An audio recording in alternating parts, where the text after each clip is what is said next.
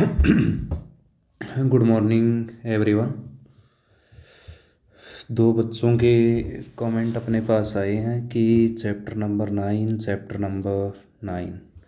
और chapter number 9 class 12th का है ऑप्टिक्स यानी किरण प्रकाशिकी।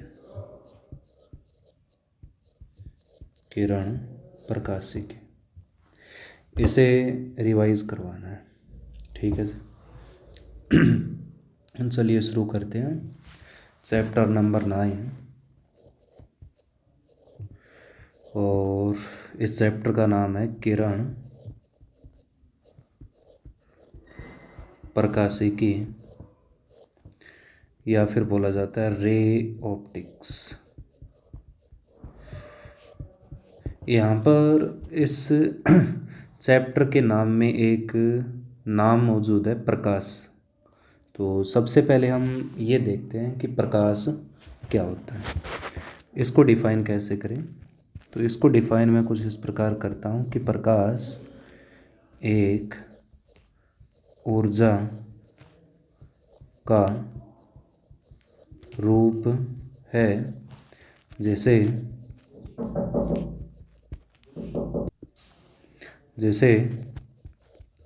संचरित होने के लिए किसी भी माध्यम की आवश्यकता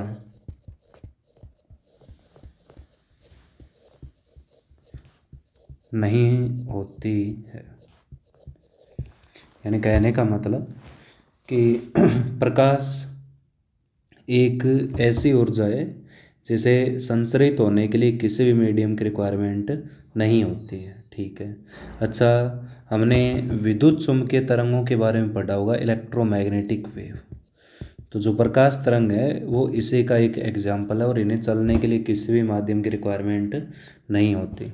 जैसे सूर्य से जो प्रकाश आ रहा है, सन से, वो पृथ्वी तक बिना किसी माध्यम के आ रहा है और पृथ्वी की 30-40 किलोमीटर एटमॉस्फेयर आता है, तब आता है माध्यम, और उससे पहले कोई भी माध्यम नहीं होता, निर्वात होती है, वहीं से प्रकाश का संचरण होता है। अब इस चैप्टर में हम एक ही बात पढ़ेंगे कि जो प्रकाश है वो एक सरल रेखीय पथ पर गमन करता है।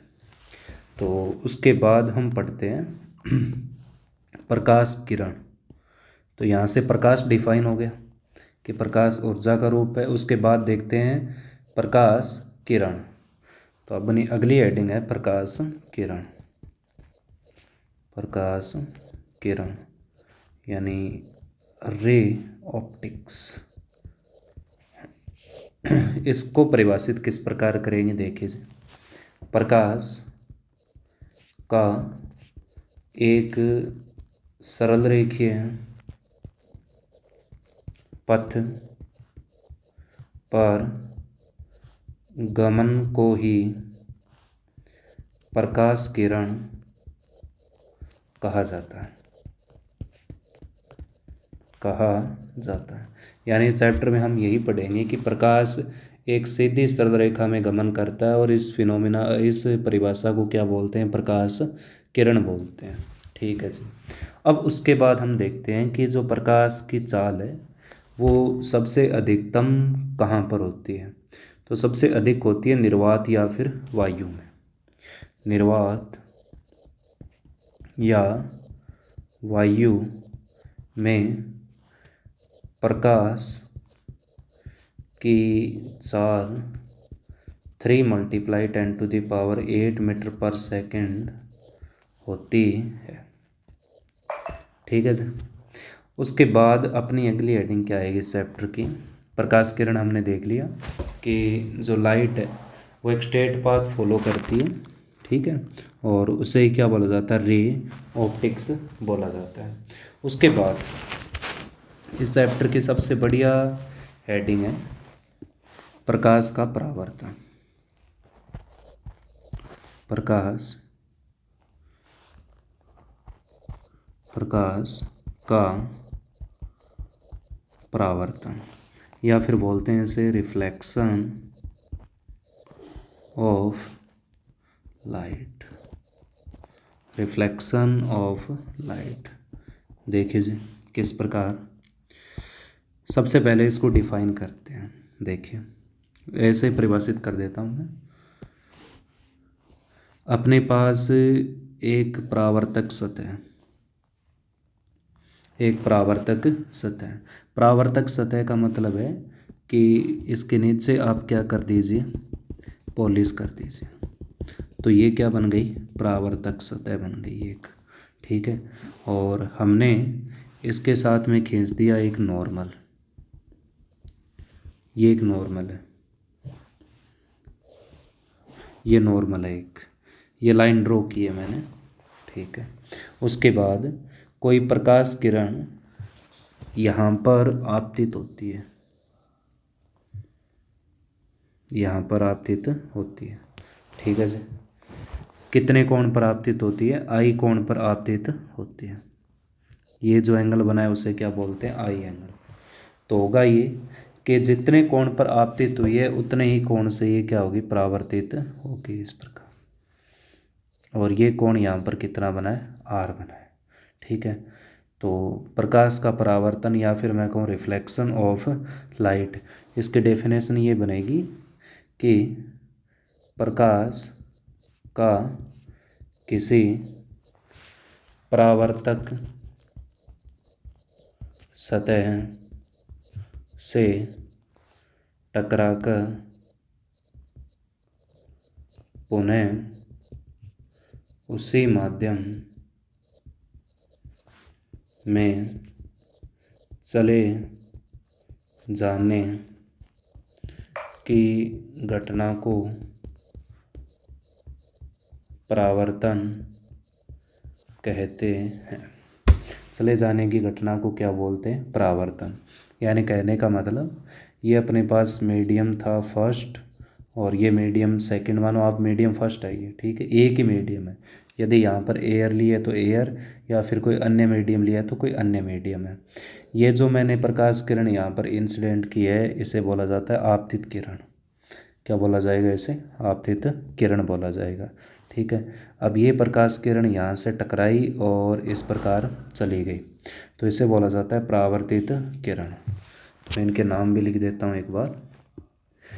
ये जो किरण है इसे बोला जाता है आपतित किरण, और इसे बोला जाता है परावर्तित किरण। और ये जो मैंने लाइन ड्रॉ की है इस प्रकार, इसे बोला जाता है अभिलंब या फिर नॉर्मल, अभिलंब या फिर क्या बोला जाता है, नॉर्मल बोला जाता है। अब प्रकाश के परावर्तन को पढ़ने के लिए इसके दो नियम हैं, और कौन कौन से नियम है वो देखो आप। परावर्तन के नियम, अपनी हेडिंग है परावर्तन के नियम।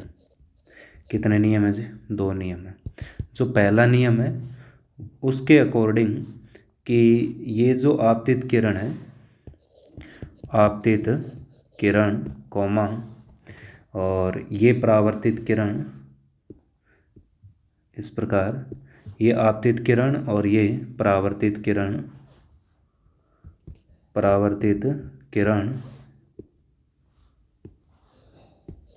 परावर्तित किरण व अभिलंब, ये तीनों एक ही तल पर स्थित होते हैं। तीनों एक ही तल पर स्थित होते हैं। ठीक है जी, सेकंड नियम यहाँ पर क्या बनेगा वो देखिए।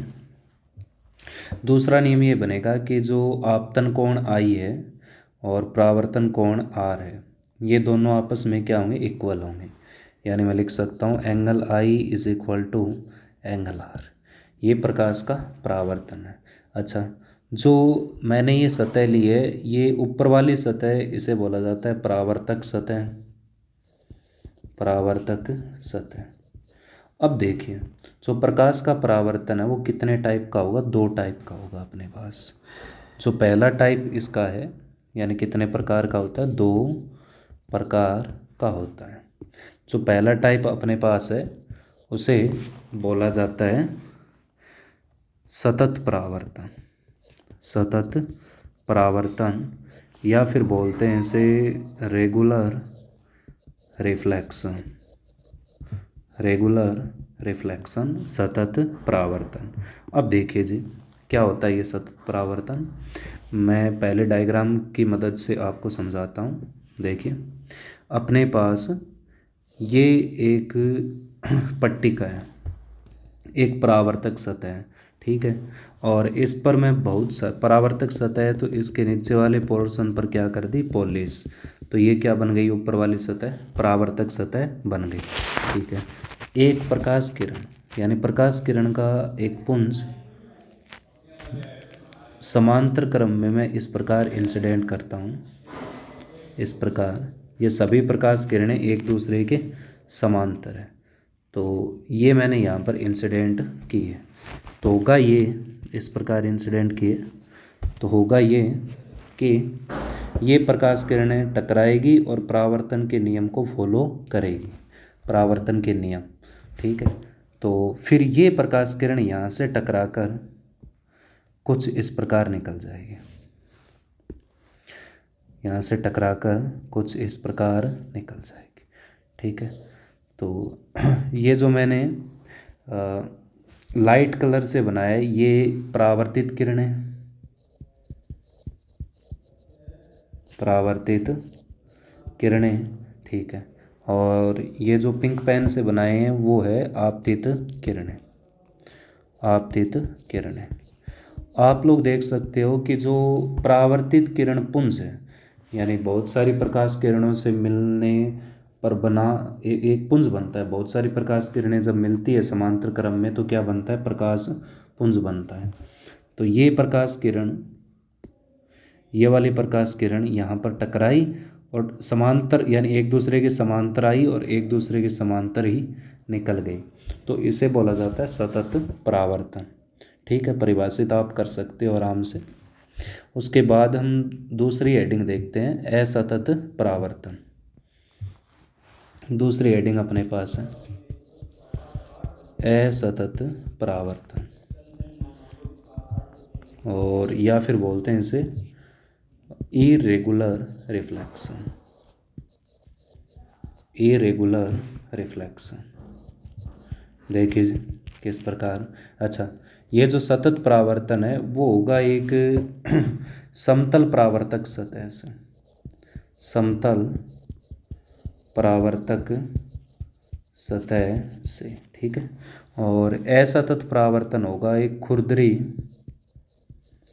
परावर्तक सतह से। अब देखिए किस प्रकार खुरदरी परावर्तक सतह वो इस प्रकार मिलेगी अपन लोगों को, ठीक है, इस प्रकार मिलेगी ये खुरदरी परावर्तक सतह। अब होगा ये कि जब हम इस पर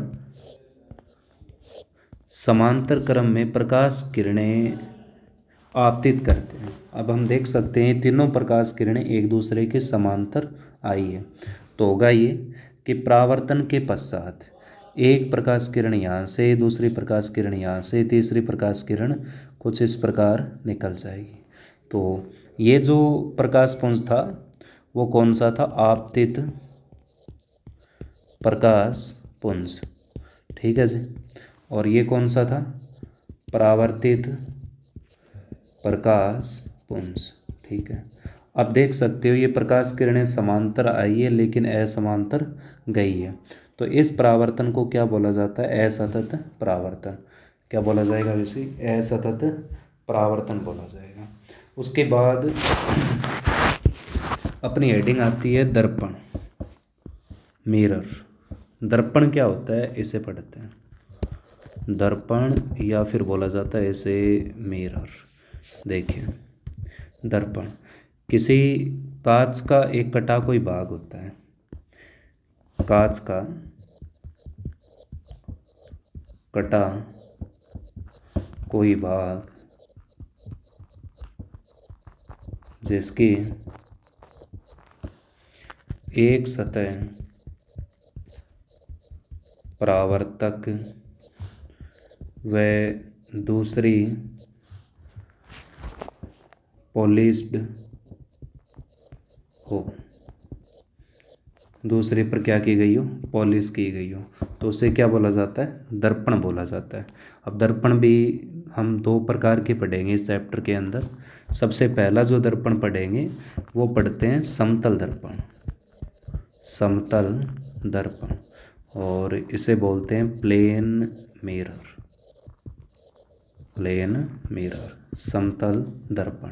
देखिए जी, सिंपल सा मतलब है कि एक समतल सतह मेरे पास हो कुछ इस प्रकार, ये मैंने लाइन ड्रॉ की, ठीक है। ये मान लो एक कांच का कटा कोई भाग है, बिल्कुल समतल भाग है। फिर मैंने क्या किया, इसके पीछे वाले भाग पर इस प्रकार पॉलिश कर दी, ये यहाँ पर क्या कर दी, पॉलिश कर दी, ठीक है। तो ये जो साइड होगी इसकी, वो साइड होगी रिफ्लेक्टेड, यानी ये वाली साइड क्या होगी, रिफ्लेक्टेड। और इसका मतलब है कि ये साइड कौन सी है, परावर्तक, यानी जब कोई प्रकाश किरण यहाँ पर आपतित करेंगे तो ये प्रकाश किरण यहाँ से टकराएगी और कुछ इस प्रकार निकल जाएगी, ठीक है। और परावर्तन के नियम यहाँ पर फॉलो हो रहे हैं, ये कोण आई और ये कोण आर, यानी यहाँ पर कोण आई इज इक्वल टू कोण आर। अब समतल दर्पण की कुछ एक प्रॉपर्टी है कि प्रतिबिंब किस प्रकार बनेगा, ये सब कुछ बात, तो एक एक समझा देता हूँ मैं। पहली बात तो हमें ये ध्यान में रखनी है कि इस प्लेन मिरर के द्वारा जो प्रतिबिंब बनेगा, अब बिंब और प्रतिबिंब के बारे में डिटेल से बताऊंगा आगे, हम इतना ध्यान में रखेंगे कि जो इस समतल दर्पण के द्वारा जो प्रतिबिंब बनेगा वो सदैव होगा आभासी एवं सीधा। जो घरों में यूज करते हैं दर्पण, समतल दर्पण, वो एक समतल दर्पण है, और जब हम उसके सामने खड़े होते हैं तो उसका प्रतिबिंब हमेशा सीधा बनता है और उस दर्पण के पीछे भी बनता है, इसका मतलब वो आभासी बना है, ठीक है, ये प्रतिबिंब बनता है। अच्छा, आभासी एवं पार्श्विक उल्टा जरूर होता है, ये सीधा जरूर है लेकिन पार्श्विक उल्टा, इसका मतलब है कि जो लेफ्ट में वो राइट में दिखाई देगा। देखिए जी किस प्रकार, मान लीजिए ये समतल दर्पण है और मैंने इंग्लिश का अल्फ़ाबेट एल लिखा, तो वह हमें दर्पण के अंदर कुछ इस प्रकार दिखेगा, तो इसे बोला जाता है पार्श्विक उल्टा बोला जाता है। सेकंड, हम ये देखते हैं कि कोई दर्पण अपने पास है, ये दर्पण है मान लीजिए, ठीक है, और कोई व्यक्ति है और व्यक्ति की हाइट हमें इसके अंदर पूरी देखनी है, पूरी देखनी है, तो यहाँ पर बिंब यानी जो व्यक्ति खड़ा होगा यहाँ पर, उसकी ऊंचाई कितनी होनी चाहिए। मान लीजिए कि प्रतिबिंब हमें एच हाइट का प्राप्त करना है, तो बिंब की ऊंचाई कितनी होनी चाहिए, h/2 होनी चाहिए, तभी प्रतिबिंब हमें पूरा दिखाई देगा। ये दूसरी प्रॉपर्टी हम पढ़ते हैं।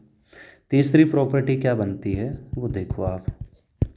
तीसरी प्रॉपर्टी है कि जब हम बिंब को, यानी यहाँ पर कोई ऑब्जेक्ट रखा है, जब इसे थीटा कोण घुमाया जाए, जब बिंब या फिर बोलते हैं इसे ऑब्जेक्ट को थीटा कोण घुमाया जाए तो प्रतिबिंब 2 थीटा कोण घूम जाता है। ये भी इसकी एक प्रॉपर्टी है, यानी जब इसे रोटेट करेंगे दर्पण को तो प्रतिबिंब भी क्या होगा, इसका रोटेट होगा और वो इससे डबल कोणीय विस्थापन से रोटेट होगा। ये कौन सा दर्पण आ गया, समतल दर्पण। उसके बाद इस चैप्टर की जो रीढ़ की हड्डी है उसे पढ़ते हैं गोलीय दर्पण। ये समतल दर्पण हो गया और उसके बाद में इम्पोर्टेंट हेडिंग है गोलीय दर्पण, स्फेरिकल मिरर, गोलीय दर्पण, और इसे बोला जाता है स्फेरिकल मिरर। देखिए जी, नाम से पता चलता है कि एक स्फीयर है कांच का और उसका कोई भाग काट लेंगे तो वो क्या बन जाएगा, गोलीय दर्पण बन जाएगा, कुछ इस प्रकार। देखिए हमारे पास मान लीजिए कि कांच का कोई खोखला गोला है, कांच का एक खोखला गोला यानी जिसके अंदर कुछ भी नहीं है। तो एक बार वो कांच का खोखला गोला बना देता हूँ मैं इस प्रकार। ये एक स्फीयर बना दिया, ठीक है। अब उसके बाद ये स्फीयर हमने बनाया है, उसके बाद ये स्फीयर है यानी ये 3D आकृति का है। ये हमें इस डायग्राम के अंदर 2D दिखाई दे रहा है, लेकिन ये क्या है, 3D आकृति का है, ठीक है। यदि मैं बात करूं तो ये इस स्फीयर का क्या होगा, सेंटर होगा तकरीबन, ठीक है। इसे डिनोट कर दिया मैंने सी से। अब इसकी ये सतह हम काट लेते हैं, इसे क्या कर लिया, कट कर लिया, ठीक है। इसे काट लेते हैं और इस भाग को अलग कर लेते हैं, यानी कहने का मतलब ये जो अपने पास पोर्शन आया है इसे क्या कर लेते हैं, अलग कर लेते हैं इस प्रकार। देखिए, यानी इस पोर्शन को मैं अलग कर लेता हूँ, एक मिनट।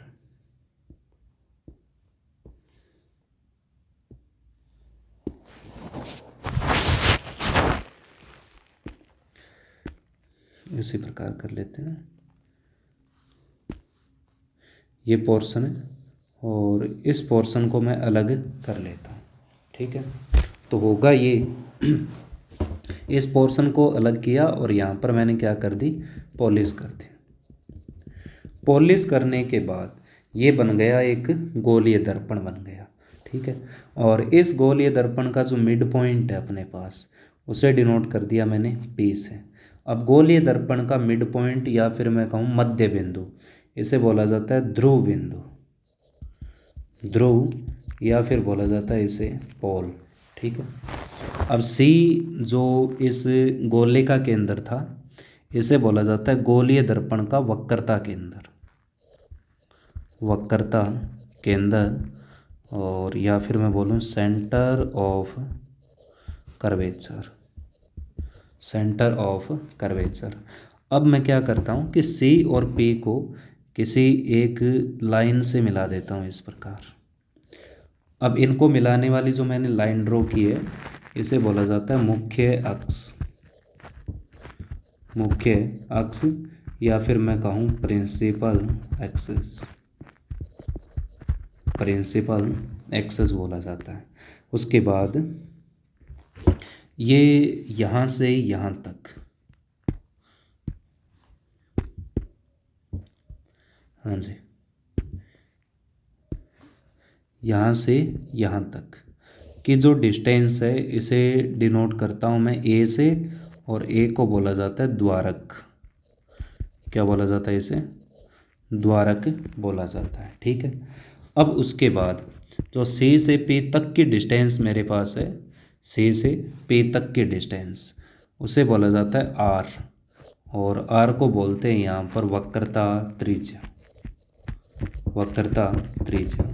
डिनोट किससे करते हैं जी, R से करते हैं। यह क्या मिलेगी, वक्रता त्रिज्या। तो गोलीय दर्पण से संबंधित ये परिभाषाएं मैंने लिखी है। यदि इनको और डिटेल से आपको पढ़ना है तो मैं जल्दी ही इसके PDF नोट्स शेयर कर दूंगा डिस्क्रिप्शन में। ये वक्रता त्रिज्या, ये मुख्य अक्ष, ध्रुव, वक्रता केंद्र, द्वारक, यानी जिस प्रकार मैंने बोलकर बताया उसी प्रकार इनकी परिभाषा बनती है। अब उसके बाद हम देखते हैं कि गोलीय दर्पण कितने टाइप का होगा। तो गोलीय दर्पण कितने टाइप का होगा जी, मेनली 2 टाइप का होगा। कितने प्रकार का होगा, 2 प्रकार का होता है, 2 प्रकार का होता है, ठीक है। अब ये जो पोर्शन अपन लोगों ने काटा है, ये वाला पोर्शन, ठीक है, पहला तो ये होगा, ठीक है। और इस काटे गए पोर्शन को बोलते हैं अवतल दर्पण। तो अपनी हेडिंग है 1 नंबर, अवतल दर्पण, अवतल दर्पण, या फिर बोलते हैं इसे कॉन्वेक्स, एक मिनट, हाँ, convex mirror, concave mirror, sorry, concave mirror, concave mirror. देखिए जी, तो इसकी परिभाषा क्या बनेगी, इसकी परिभाषा ये बनेगी, ये दर्पण कुछ इस प्रकार होता है, यानी जो स्पून होती है, चम्मच होती है, उस टाइप का होता है। अब चम्मच के किसी एक भाग को हम क्या करें, पॉलिश कर देंगे तो बन जाएगा दर्पण, बन जाएगा, अवतल बने चाहे उत्तल बने। तो सबसे पहले हम बात करते हैं अवतल दर्पण की। तो ये जो पोर्शन मैंने काटा है यही कौन सा है, अवतल दर्पण है। कुछ इस प्रकार बना देता हूँ मैं अवतल दर्पण को। ये दर्पण किसकी तरह है, अवतल दर्पण की तरह है। और इसके पीछे क्या कर देते हैं, पॉलिश कर देते हैं। ठीक है, अब इसमें भी ये पॉइंट कौन सा होगा, मुख्य बिंदु, मध्य बिंदु, पोल पॉइंट होगा। और ये इसका कौन सा बिंदु होता है, सेंटर ऑफ कर्वेचर सी होता है। सी और पी को मिलाने वाली रेखा को क्या बोलते हैं, मुख्य अक्ष बोला जाता है, मुख्य अक्ष। तो परिभाषा क्या बनेगी कि इसका जो आंतरिक भाग है, आंतरिक सतह कौन सी होती है इसकी, परावर्तक। और बाह्य सतह कौन सी होती है इसकी, बाह्य सतह वो होती है सर पॉलिश्ड, या फिर मैं लिख सकता हूँ अपरावर्तक होती है। यानी बाहरी सतह पर क्या की होती है, पॉलिश की होती है, और अंदर वाली सतह क्या होती है, यानी ये वाली सतह क्या होती है इसके लिए, रिफ्लेक्टेड होती है अपने पास। ठीक है, और इस दर्पण को क्या बोला जाएगा, अवतल दर्पण बोला जाएगा। ठीक है जी।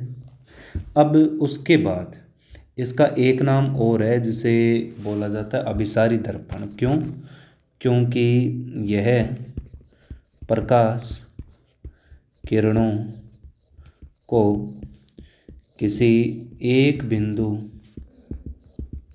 पर फोकसित या मिलाता है तो इसे अभिसारी दर्पण भी कहा जाता है। कहने का मतलब कि जब इस पर प्रकाश किरणें आपतित की जाएगी इस प्रकार, तो ये इन प्रकाश किरणों को एक बिंदु पर मिलाएगा, ये आगे पढ़ेंगे हम। तो इसलिए इसे बोला जाता है अभिसारी दर्पण। क्यों, क्योंकि इस पर आप कितनी भी प्रकाश किरणें आपतित करो, ये उनको एक ही बिंदु पर लेकर आता है। जो समांतर आपतित आपने किए उनको एक ही बिंदु पर मिलाता है, तो इसलिए इसे क्या बोला जाता है, अभिसारी दर्पण। उसके बाद हम पढ़ते हैं उत्तल दर्पण, 2 नंबर हेडिंग, 2 नंबर अपनी हेडिंग है उत्तल दर्पण। उत्तल दर्पण या फिर बोलते हैं इसे कॉन्वेक्स मिरर, उत्तल दर्पण। देखिए जी किस प्रकार मैं बनाता हूँ उत्तल दर्पण को। देखो ये गोलीय दर्पण है, और गोलीय दर्पण से मैंने इस बार ये पोर्शन काट लिया यहाँ से, ये वाला पोर्शन, ये पोर्शन मैंने काट लिया। ठीक है, तो ये पोर्शन काट कर यहाँ पर कर दिया। देखिए एक मिनट,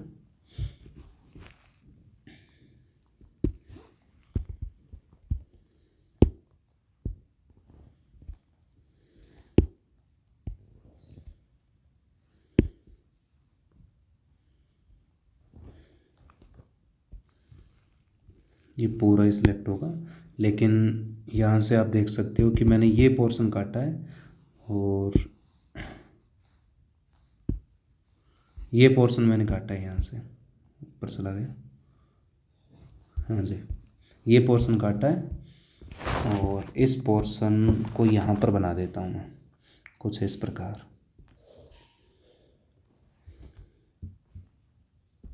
और इसकी आंतरिक सतह पर क्या कर देते हैं, पॉलिश कर देते हैं। अब हमें इस बात का पता है कि जो मध्य बिंदु होगा उसे बोला जाता है ध्रुव बिंदु, और ये पॉइंट इस बार इसके लिए क्या होगा, सेंटर ऑफ कर्वेचर। क्यों भी, क्योंकि इस दर्पण को हम इस प्रकार मिलाएं तो वो यहाँ पर मिलेगा इस प्रकार। ठीक है, ये दर्पण ये स्फीयर बनता है पूरा का पूरा, और इस स्फीयर का ये क्या होगा, सेंटर। तो इसके लिए वक्रता के अंदर कुछ यहाँ पर होगा। ठीक है, और P और C को मिलाने वाली रेखा क्या होती है, मुख्य अक्ष। और P और C को मैंने कुछ इस प्रकार मिला दिया, ये क्या बन गया, मुख्य अक्ष बन गया अपने पास। ठीक है जी। अब परिभाषा क्या बनेगी कि इसकी जो बाहरी सतह वो क्या होती है, परावर्तक, और जो आंतरिक सतह वो अपरावर्तक लिख सकता हूँ या फिर मैं लिख सकता हूँ पॉलिश्ड होती है इसे। ठीक है। अब जब हम इस पर प्रकाश किरणें आपतित करते हैं कुछ इस प्रकार, तो ये इन प्रकाश किरणों को फैलाते हैं। यानी यहाँ पर आपतित की तो ये इस प्रकार फैलाएगा, यहाँ पर आपतित की तब भी ये प्रकाश किरणों को क्या करता है, फैलाता है। तो इसलिए इसे बोला जाता है अपसारी दर्पण। यह प्रकाश किरणों को फैलाता है, अतः इसे अपसारी दर्पण भी कहा जाता है। अतः इसे अपसारी दर्पण भी कहा जाता है। उम्मीद है कि जो करवाया वो आपको सभी को समझ आ गया। तब तक के लिए सभी को बाय और मिलते हैं नेक्स्ट वीडियो में।